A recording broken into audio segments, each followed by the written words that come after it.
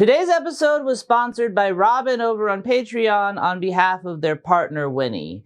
And things are going to be a little bit different with this one because normally I show you the patch and then I go, yeah! And then the patch is on the wall. But I already recorded one of these where I talked a lot about how I was nervous for the election.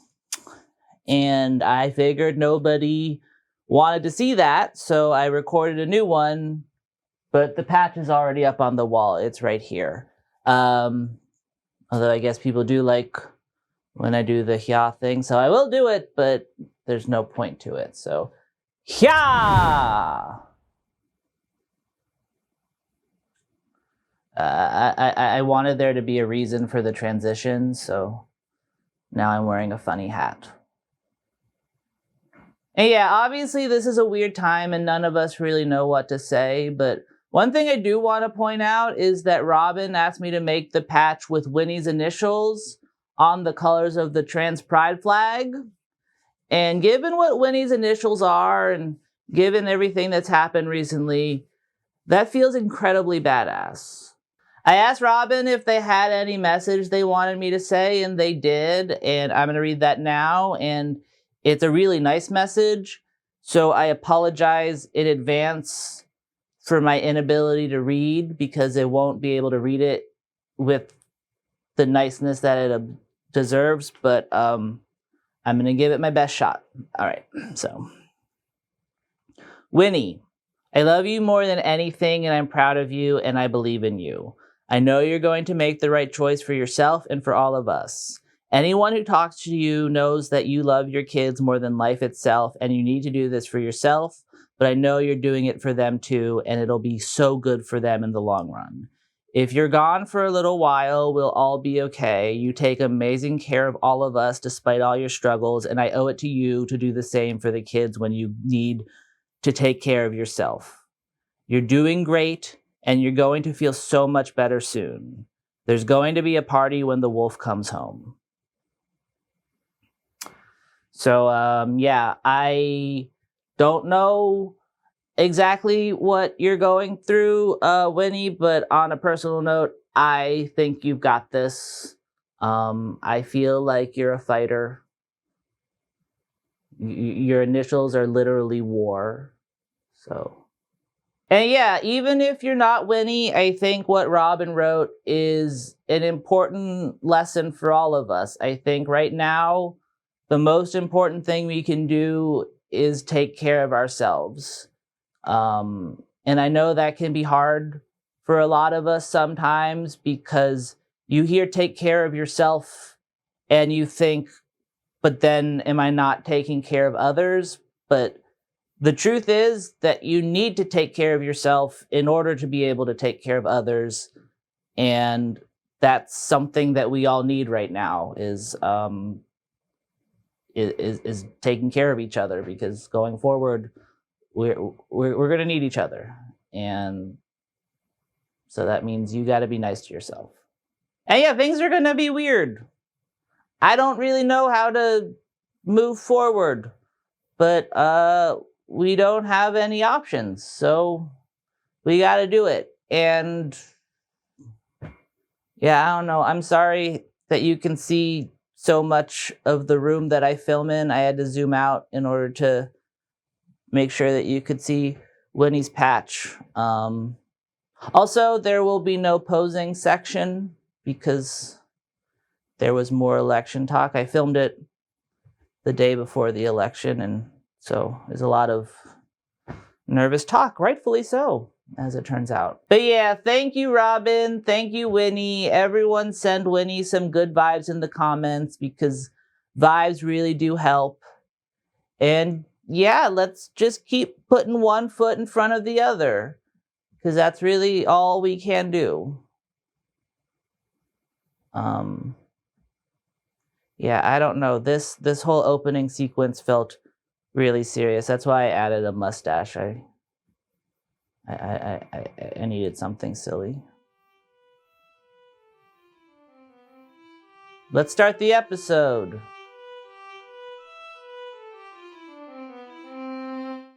My videos span a wide range of topics, reality shows, Christianity, foot pics.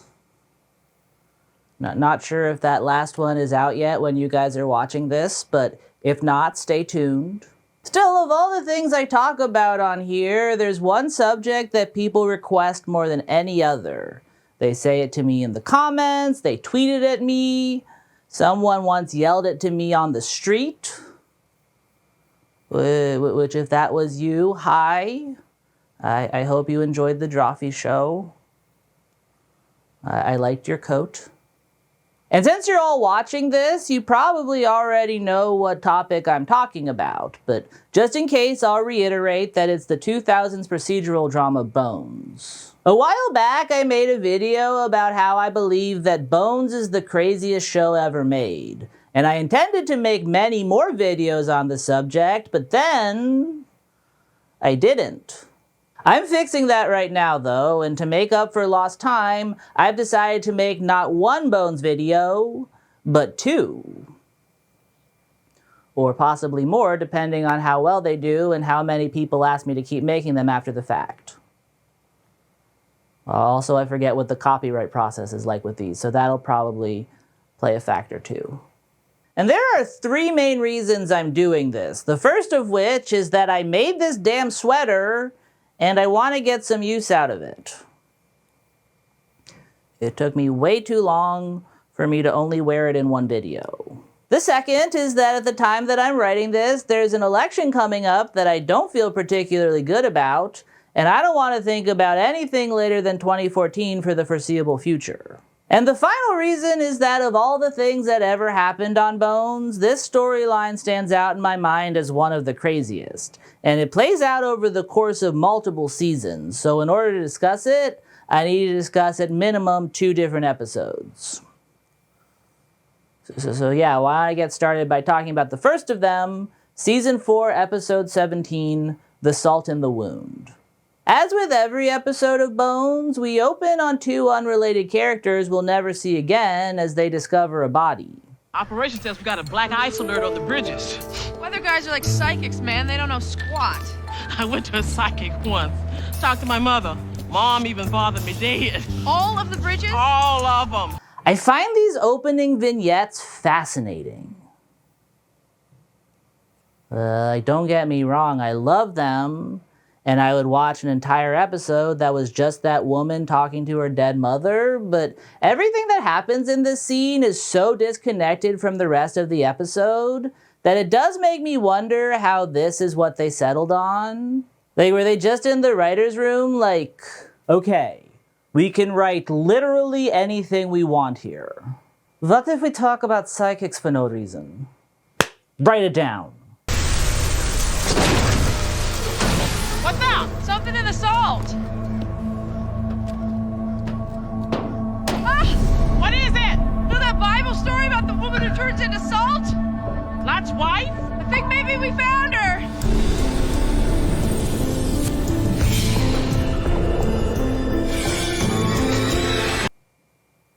What a weird thing to say when you've discovered a corpse. I guess I can't speak for everyone, but I know that if I personally were at my place of business and a mummy fell from the sky and landed inches away from my face, my first words would probably be something along the lines of, "Ah!" So the fact that she instead chose to make a biblical reference feels a little unbelievable to me. The line is so shoehorned in that it made me think that referencing Lot's wife is meant to point to some larger theme of the episode, and after considering it a little bit, it kinda does. A lot of the storylines here are about characters learning that they need to think about the future, so like Lot's wife, they need to look forward. That said though, something about the line still kinda bugs me because, well, for one thing, I think the story of Lot's wife is more about not looking back than looking forward. It's a subtle distinction, but I think it's an important one. Also, I don't think this was intentional, but the main character who needs to learn to look forward is a woman who's just been broken up with by her girlfriend. And the fact that the show has chosen to liken someone leaving a homosexual relationship to someone attempting to flee from Sodom does feel unfortunate. More than anything, though, I think what irks me about this line is the fact that it's so brief. This might just be because I forced myself to think about this episode way too much, but the more I do, the more I think that that line is actually super important. As far as I can remember, there's no reason given for why the murderer chose to dispose of the body in a bunch of salt, which means that there's a non-zero chance that the episode is set up this way for the express purpose of including that line. And that would be fine, except that they never come back to it. You'd think that there'd be a moment later on in the episode where Bones was like, you know, in the Bible, Lot's wife turned into salt because blah, blah, blah, because she does that shit all the time. They never mention Lot's wife outside of that line, and the way it's rattled off makes it hard for me to believe that anyone casually watching this would think anything of it, except that maybe that lady should go to therapy if that's how she's gonna react when she finds a dead body. And who knows, maybe she does. It's impossible to say, because after they find the body, Bones and Booth are called in to investigate it, and we never hear from her again. The dermis is extremely desiccated. The salt quick-dried the tissues. Looks like a really big apple doll. Teenage girl. Very tall. 6 feet. After rewatching this episode, I realized that I think my favorite part of this show is the fact that not a single one of these characters has any amount of respect for the dead. And that makes sense on one level. They work with the dead every day, so there's bound to be a little bit of normalization there. That said, though, I do think they take it a little bit further than normal people would. It happens too much for me to call it out every time, but going forward, please make note of how often these characters have the most inappropriate conversation you could imagine while standing over the most fucked up looking corpse you've ever seen in your life. I actually kind of thought they were calling this out a little bit by pointing out that the body belonged to a teenager, but I actually don't know that that was the case, because like 2 seconds later, this happens. Dead for about 100 years. No, in fact, less than a month. Salt is hygroscopic. It draws moisture from its surroundings and replaces it with crystal. You know what? I suddenly got a potato chip craving. A child has died, Booth. What is wrong with him? That man is a father. Also, feels weird to me that Bones would need to explain to Booth that salt dries a body out, because, like, I already knew that. And I don't investigate homicides for a living, so I feel like Booth should too. We cut from that horrific murder to the B story of the episode, which involves Angela's newest relationship. In my last video on this show, I discussed how she got back together with her old girlfriend Roxy, and in this episode, we get to see where that leads. I didn't do that on purpose, but it worked out nicely. Cats are so disdainful. They're independent and self-assured, like you. Dog. Cat. What you gonna pick? This is a lion eating a gazelle. What's with the sudden pet desire? We're not even living together. Yet. Look at him, Rox. Look at his warm brown eyes. Did she print those out beforehand? That feels like a lot of work to make that point. Also, I'm pretty sure that's cardstock. She really went all out. I'm also not entirely sure what the point of those is, because as best as I can tell, Roxy's not really pushing for either. It kind of sounds like Angela wants to get a dog, so she should probably just say that. I'm not sure why she had to drag cats through the mud in the process. But yes, things seem to be going well in Angela's new relationship, so naturally, she goes to talk about it with her coworkers. So, Roxy and I are getting a dog. Wow. Roxy pegged as a cat person. Hey, I'm Angela. Oh. Aristoo Vaziri. Your boyfriend's name is Rocky? Like Pow, like the famous boxer? No, Roxy. Angela's boyfriend is a girl. Perhaps your religion won't allow you to accept that. I bet you thought that them discussing her relationship over the desiccated corpse of a 16-year-old was going to be the most objectionable part of that clip I just showed you, didn't you? Bones is full of surprises. The show would frequently use episodes as a way to discuss issues of the day, and in this episode, the issue was, I don't know, just kind of like the existence of Muslim people. The person who just introduced himself to Angela is Aristoo, and he's this episode's intern of the week. For those new to the show, Bones' original intern was revealed to be a serial killer's apprentice at the end of season 3, and so he was subsequently committed and replaced by a rotating cast of characters. And of those, I would say that Aristoo was probably my favorite. Well, my favorite after Wendell, but I feel like that goes without saying. He's kind of just a nice guy. He's positive and smart, and unlike the other interns, I don't find him deeply annoying. Each one of the interns has their own weird trait, you know? One of them likes trivia, one of them is creepy, one of them is deeply despised by the rest of her coworkers for some reason. That said, though, I do think that the show thinks he has a quirk, and that's that he's a practicing Muslim. And yeah, Bones is not happy about that. He's going to do this 5 times a day. Mr. Vasiri's Iranian. He's an observant Muslim.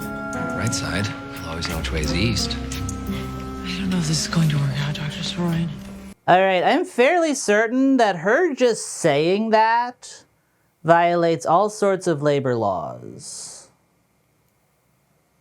Like, she's his boss. Also, this episode is set in Washington, D.C. somewhere around 2009. And as someone who was also in Washington, D.C. in 2009, I can say quite confidently that these people should not be this scandalized by a Muslim person. The Jeffersonian where they work is meant to be a fictionalized version of the Smithsonian. And so I imagine that, like the actual Smithsonian, there would be employees from all over the world with a variety of different beliefs and backgrounds. I'm not saying that every single one of their coworkers would accept those beliefs and backgrounds, but I do think at the very least they'd know to pretend like they did during work hours for the purposes of getting shit done. The show tries to make the way Bones acts here slightly less despicable by chalking it up to her atheism rather than any sort of prejudice. This country was founded on the notion of religious tolerance. Well, I'm not discriminating because he is a Muslim. I find all religions equally irrational.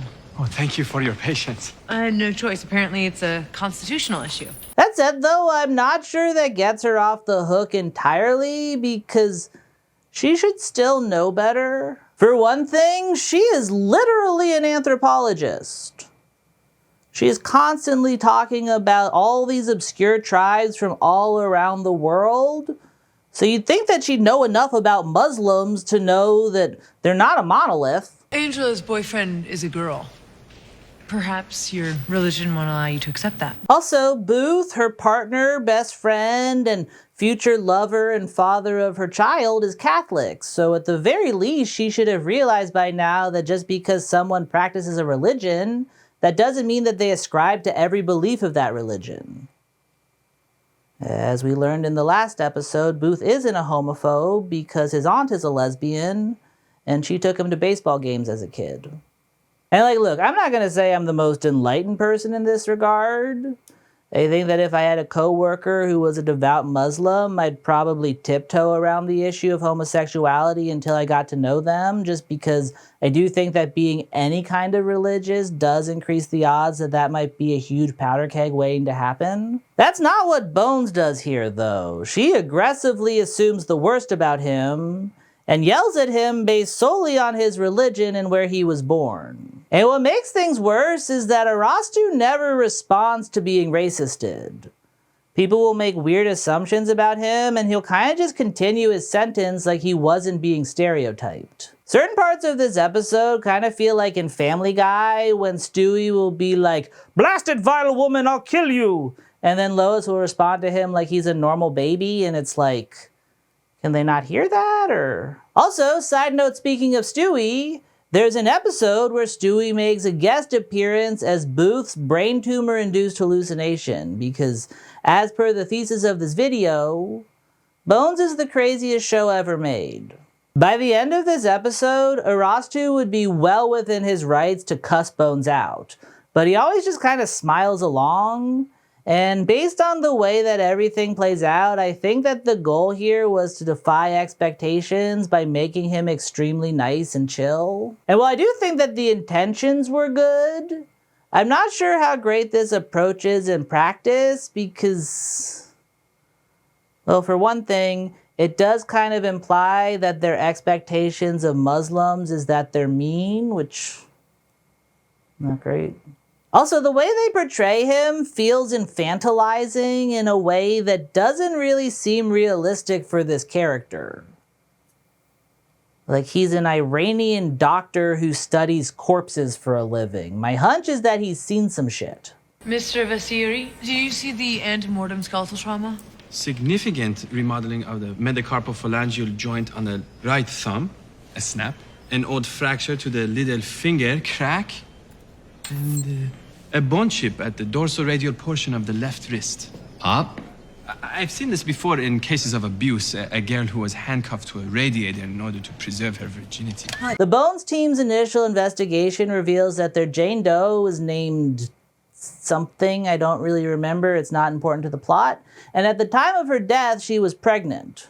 Bones and Booth take that information to the girl's parents, who are surprisingly even-keeled, given that they've more than likely just come from identifying their mummified teenage daughter. We last saw Ashley the afternoon before our high school dance. It was the end of winter dance, I remember, because we made a bunch of jam that day, and Ashley was worried that she'd smell like raspberries. And they direct them to her chiropractor.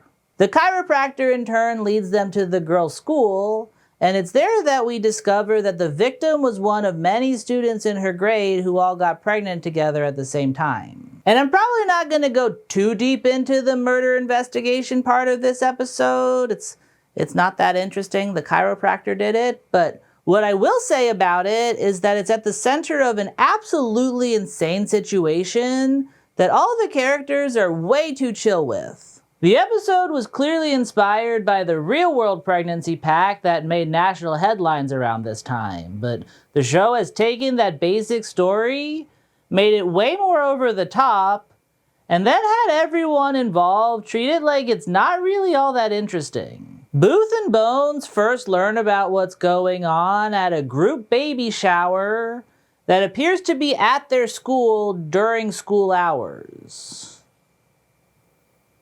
I guess I don't know much about the real Pregnancy Pact, but I feel like that probably didn't happen. Also, it does not seem like the Pregnancy Pact in Bones' world made the news, seeing as the two of them had to investigate their way to this party, and it took them solidly a third of the episode to do so. You'd think that once they said their victim was a pregnant teen, somebody would have been like, oh yeah, maybe she's related to that thing everyone's talking about, but nobody does that. Also, her parents didn't know she was pregnant, which seems doubly odd because the school must have. Or if they didn't, they should have figured it out when she and her friends reserved the multi-purpose room for a baby shower.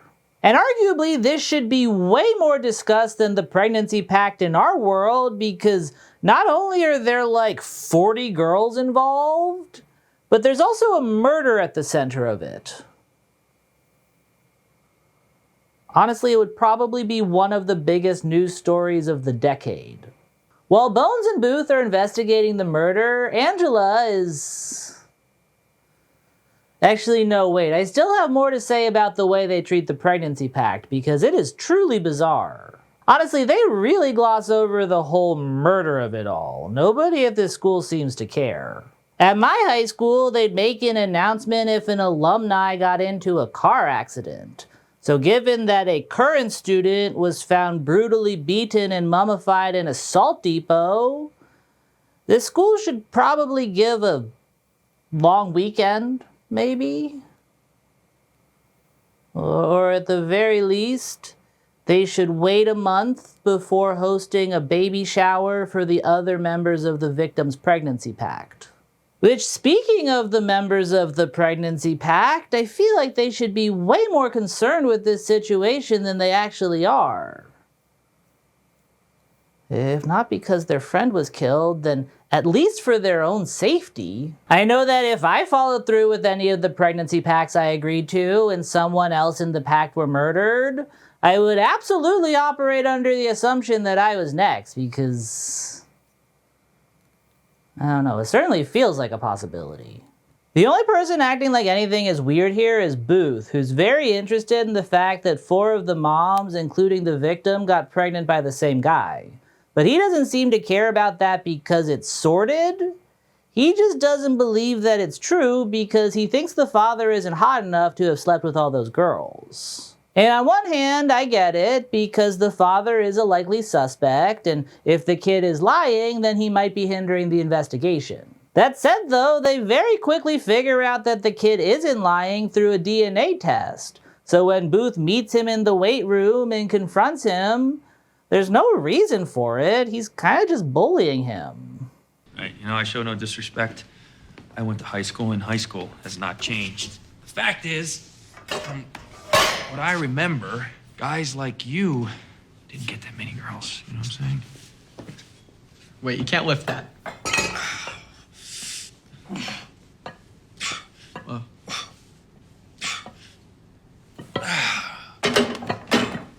All right, see, the point is I can do that, but I didn't get girls like that in high school. And actually, before I move on, I do want to quickly discuss Booth's relationship with that kid, because I do not care for it. He crosses a few lines which, if they're not illegal, then they definitely should be.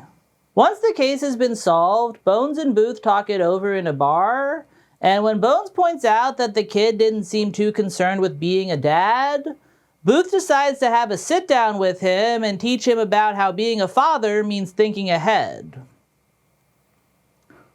Lot's wife. That boy, whom those young girls chose as their sperm donor, he seemed more than happy with the arrangement.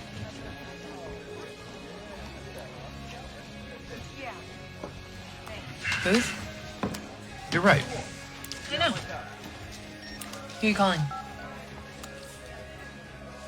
Clinton, listen, it's Agent Booth. I need to talk to you. Okay. Listen, meet me at the Royal Diner in 20 minutes. Yeah, just get there, okay? Thanks. I'm buying.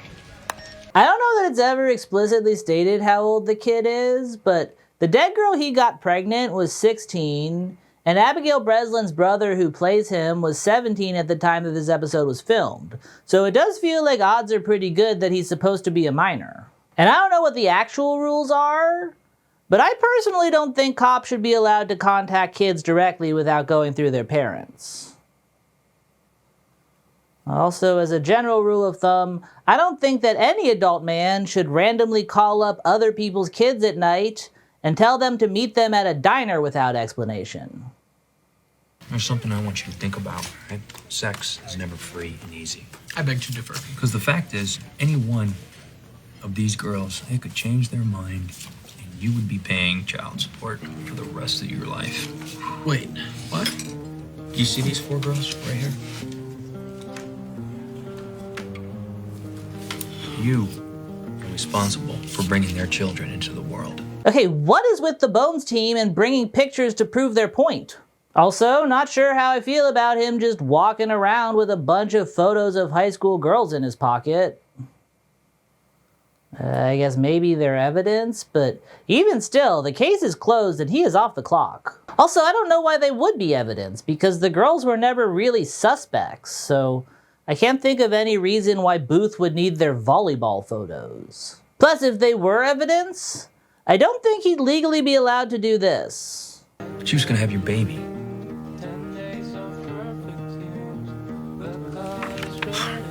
According to our pathologist, it was gonna be a boy. boy? Son.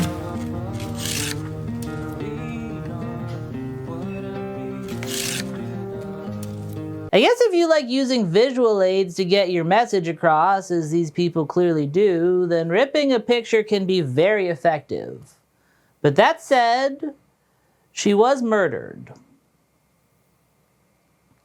So I don't know, maybe see if her parents want it before you go tearing it up.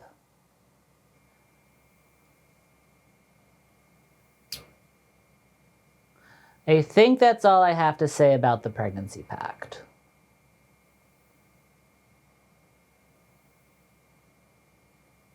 Yeah, okay. So anyway, while Bones and Booth are investigating the murder, Angela is on another date with Roxy, only this one isn't going as well. You're breaking up with me. You don't have to say anything, Rox. It's okay. I do want to say something. And you live in the moment. I know that, but moments are fleeting. They pass. Yeah, but we decide when the moments pass. This one has passed. I've got to think about the future. If they're gonna make this breakup about Angela not thinking about the future, then why did they open with her talking about wanting to get a dog? Because that is quite literally thinking about the future. Whatever though, after the breakup, Angela does what every one of us would do in that situation and goes to talk about it with her coworkers, one of whom is also her ex-fiance. Hey, listen, do you need me anymore here today? Because I could really use Angela. What's the matter? Roxy and I broke up, and I just... You know, I'm gonna take Angela for a cup of coffee, okay? Sure, yeah, go. This is a simple murder. Solves itself.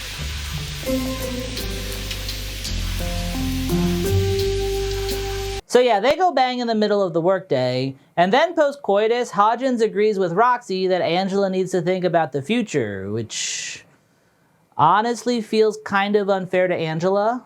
The show does a really good job at making Angela this likable, cool, sexually liberated woman, and then shaming the shit out of her for it. Hodgins and Angela were engaged earlier in the series, so I looked it up to see if her not thinking about the future was a running thing for them, and that's why they called it off.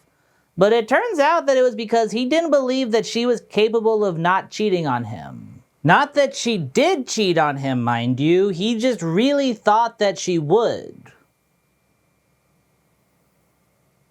Okay, the situation is a little more complicated than that. When the two of them went to get married, they couldn't because it turned out that Angela had a secret husband in Fiji that she forgot about.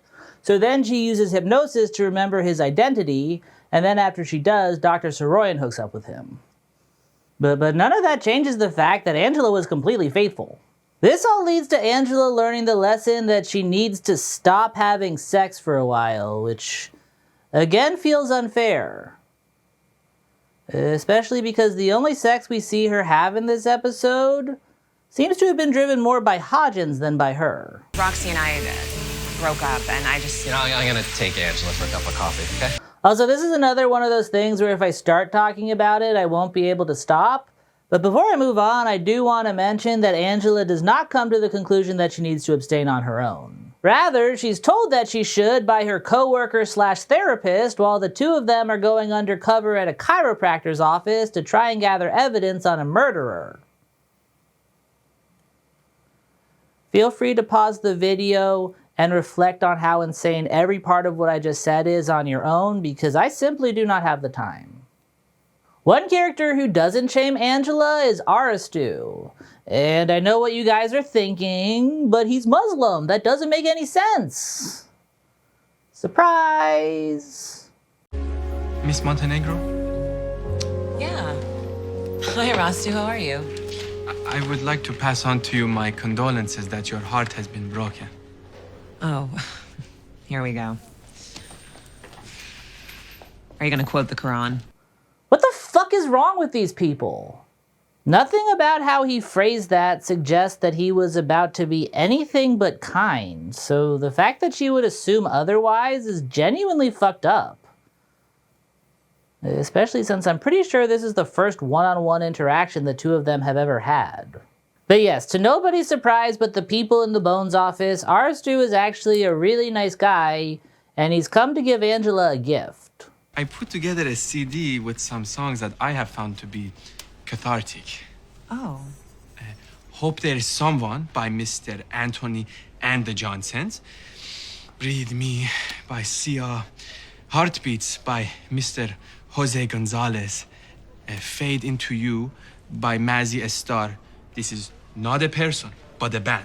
Lullaby of Loneliness by Aaron English. And of course, the finest of the melancholy songs. Dust in the Wind. Very melancholy, that. Okay, before I say anything, I do want to give credit where credit is due. That is a phenomenal mix CD. That said, though, I'm not entirely sure how much I believe that Aristoo would have made it. Like apparently he was spending a lot of time on Pitchfork between work hours. Maybe I'm wrong, but that doesn't feel like the sort of music an Iranian immigrant would listen to. It feels more like the sort of music someone who's only ever heard American music and wanted to sound cool in 2009 would listen to. It also very much feels like what a Bones writer would probably listen to, which is ultimately the reason that this section of the episode leaves a bad taste in my mouth. Are you going to quote the Quran? Well, one of the reasons. The writers seem to be trying to establish all the negative preconceptions the audience might have about Muslims, and then show us how those preconceptions aren't necessarily true. But I think they kind of overcorrect in a way that's unfortunate. Like, I think that the goal here would be to say, look, he's not homophobic like you thought he'd be. But with the playlist they've chosen, it kind of feels like the message also skews a little bit close to, he's not bad because he's embraced Western culture. Although I guess the case could also be made that this was just a bit of foreshadowing. That's a topic for my next Bones video, though, so stay tuned. And yeah, I was going to go on a long diatribe about stereotypes and how the world's changed since 2009, and there was even going to be some talk about pronouns in there. Not sure who caught it, but Aristoo accidentally misgendered someone in a very complicated way just now. That said, though, I really don't want to think about any of those things this week. So I'm not gonna. End of video. I like how I say end of video and there's still probably like 20 minutes left, but thank you for watching. Please like and subscribe and share and comment and super thanks me, which speaking of, I have some super thanks for real this time. Do I have my phone though? Do I have my phone? I have a mic I can walk around with now, so I'm gonna go look for my phone. 1 second. Where is my phone? Where is my phone? Oh, I guess the mic's probably recording this, huh? Well, all right. Well, I found my phone. Okay, I'm gonna overcorrect in case I miss someone, so this is gonna be a long list. Cough. Thank you to Smarks5147, Jack in a Box, Carolyn H6852, CBSW7UJ, DROSMEL, why did I just spell it? Drosmel3116, Nortara Changes, Tara2944, Best Frau, Simone Wilcox 3316. Wait, there's more. Eccentric Shan, Schlabadoo, Raspy Raccoon 6530, and Soft Sad Boy. Thank you all. I feel like if I missed you, please let me know. But yeah, that's my video. Goodbye.